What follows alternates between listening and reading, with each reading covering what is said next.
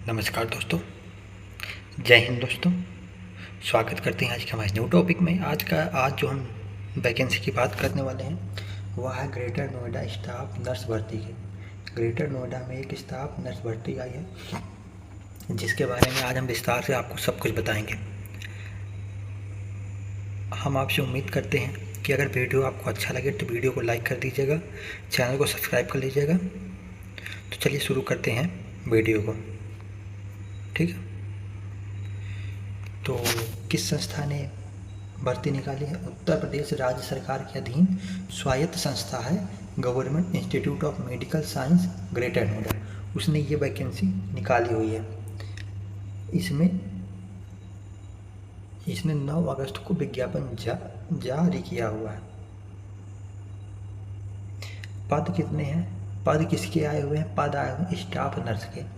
मतलब अगर आपको नर्स बनना है तो आप इसमें अप्लाई कर सकते हैं। ठीक है, कुल रिक्तियाँ 100 पद की वैकेंसी आई हुई है।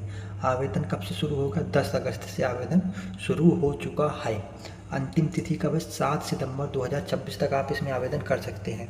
आप इसमें ऑनलाइन आवेदन करेंगे। ये उसकी सरकारी वेबसाइट है। मैं तो बोलता हूँ आप सरकारी वेबसाइट में जा कर के आप उसमें अप्लाई कर सकते हैं। ठीक है, आगे चलते हैं। अच्छा, किस पद में कितनी भर्तियाँ आई हुई हैं? तो अगर आप जनरल से हैं तो आपके लिए 40 पद हैं। आपका मतलब सभी जनरल से ही होते हैं, तो सभी के लिए 40 पद खुले हुए हैं। OBC 27, SC 21, ST 2, EWS 10, total मिलाकर के 100 पद आए हुए हैं। ठीक है, अगर हम आरक्षण की बात करते हैं 100 में से कितने पद पहले से ही आरक्षित हैं? तो महिलाओं के लिए 20%, मतलब 20 पद। एक्स सर्विसमैन के लिए 5 पद, दिव्यांगों के लिए 4 पद और फ्रीडम फाइटर्स के लिए 2 पद पहले से ही निर्धारित किए गए हैं। ठीक है, आगे चलते हैं। शैक्षिक योग्यता एवं अनुभव, मतलब आपको फॉर्म भरने के लिए क्या क्या चीज़ चाहिए होगी। विकल्प 1, बीएससी नर्सिंग से 4 वर्ष किसी मान्यता प्राप्त Indian nursing council state medical facility मान्यता प्राप्त संस्थान विश्वविद्यालय से, या बीएससी नर्सिंग पोस्ट बेसिक 2 वर्ष मान्यता प्राप्त संस्थान विश्वविद्यालय से, साथ में स्टेट इंडियन नर्सिंग काउंसिल में नर्स और मेडीवाइफ के रूप में पंजीकृत हो, तो आप इस फॉर्म को भर सकती हैं। दूसरा विकल्प क्या है कि आप जेएनएम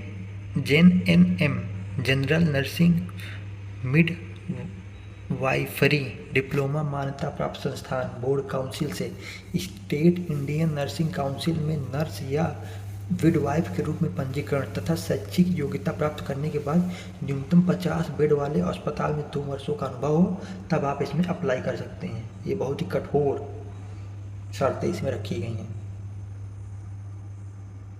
इसमें आयु सीमा क्या रखी गई है? 21 से 40 वर्ष के बीच में आयु होनी चाहिए।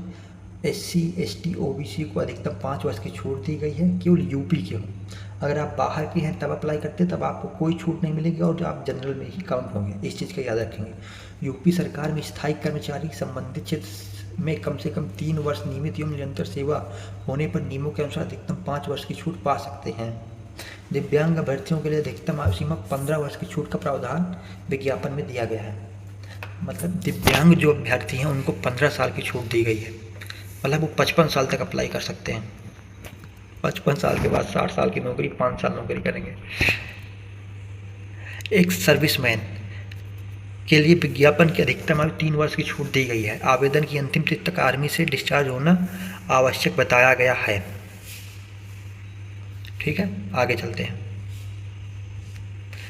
यहाँ तक तो हो गया आयु सीमा तक। आवेदन शुल्क की बात करते हैं। तो अगर आप यूआर के हैं तो आपको 1298 रुपये, 1300 रुपया। ओबीसी और ईडब्ल्यूएस के लिए 1298 रुपया। एससी एसटी के लिए 944 रुपया।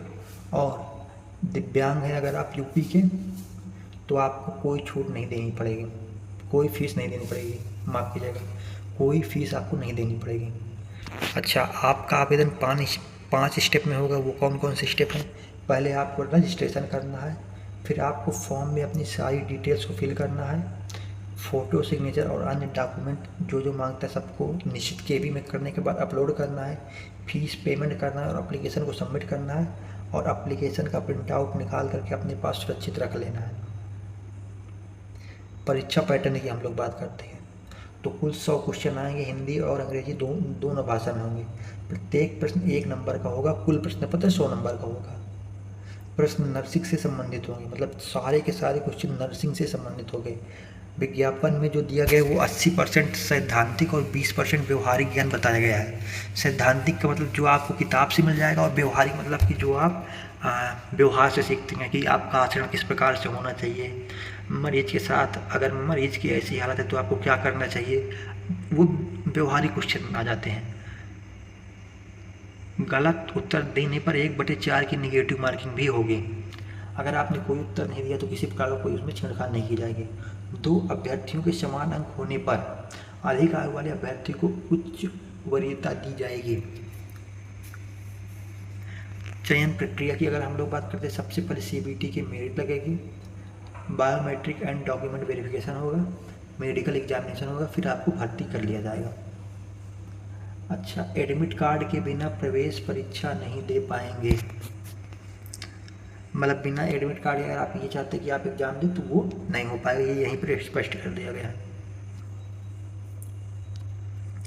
परीक्षा आपकी हिंदी और इंग्लिश दोनों में होगी।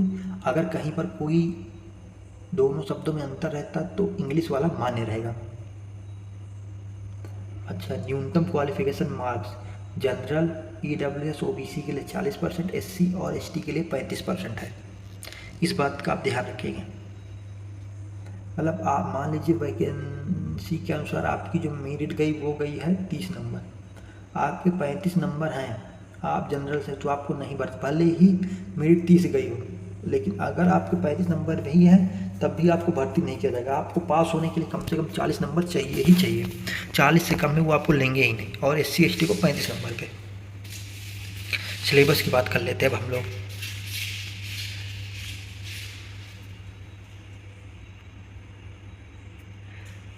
तो सेक्शन ए में 60 क्वेश्चन होंगे।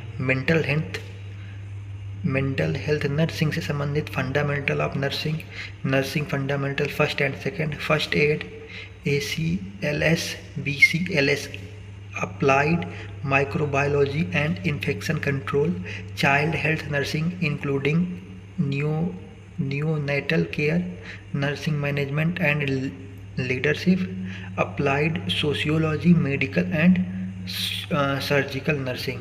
सेक्शन बी में 25 क्वेश्चन होंगे, 25 नंबर के, जिसमें applied anatomy, physiology, biochemistry, nutrition, dietetics, applied physiology, forensic nursing, standard treatment protocols used in national health program, nursing research and statics.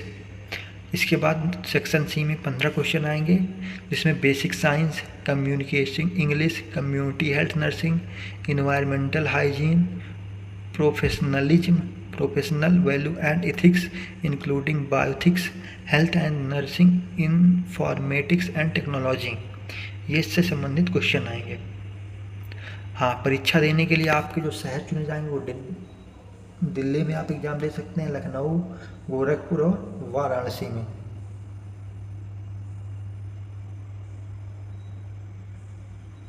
अगर आप यूपी से बाहर के हैं तो आपको रिजर्वेशन का लाभ नहीं मिलेगा, आप जनरल में काउंट होंगे। ओबीसी ईडब्ल्यूएस प्रमाण 1 अप्रैल 2026 या उसके बाद जारी होना चाहिए और आवेदन की अंतिम तिथि तक वैध होना चाहिए। ईडब्ल्यूएस के लिए सक्षम अधिकारी द्वारा फैमिली इनकम और एसेट सर्टिफाइड आवश्यक है। वैध ईडब्ल्यूएस प्रमाण न होने पर युवा माना जाएगा।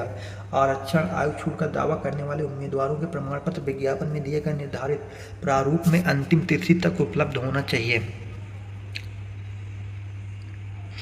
आवेदन के बाद और परीक्षा से पहले जरूरी बातें ही बात करते हैं। ऑनलाइन आवेदन दस्तावेजों की हार्ड कॉपी डाक से भेजने की जरूरत नहीं, आप अपनी प्रिंट कॉपी सुरक्षित रखें। आप फॉर्म अप्लाई करने के बाद केवल एक बार उसमें करेक्शन कर सकते हैं, इसलिए फॉर्म को अच्छे से भरें। ये सब फालतू की बातें हैं। अच्छा, अगर आप आवेदन कर रहे हैं तो आप कुछ एक चेकलिस्ट बना लीजिए, आपको क्या क्या चाहिए। पात्रता में क्या क्या चाहिए, नर्सिंग क्वालिफिकेशन और रजिस्ट्रेशन की पुष्टि करें। अनुभव अवश्य हो, 50 बेड वाले अस्पताल में 2 वर्ष का अनुभव प्रमाण पत्र तैयार रखें। आयु 1 जुलाई 2026 के अनुसार जांचें। आरक्षण का लाभ लेना है तो यूपी डोमिसाइल और संबंधित सर्टिफिकेट रखें। ओबीसी, ईडब्ल्यूएस, एससी या एसटी का ओबीसी ईडब्ल्यूएस सर्टिफिकेट की तारीख और वैलिडिटी जांचें। आवेदन फीस जमा करने के बाद प्रिंट आउट अवश्य लें। एप्लीकेशन का प्रिंट हार्ड कॉपी में सुरक्षित रखें। ठीक है, उम्मीद करते हैं आपको वीडियो पसंद आया हो। वीडियो अगर अच्छा लगा हो तो वीडियो को लाइक कर दीजिएगा, चैनल को सब्सक्राइब कर लीजिएगा। जय हिंद, जय भारत, वंदे मातरम।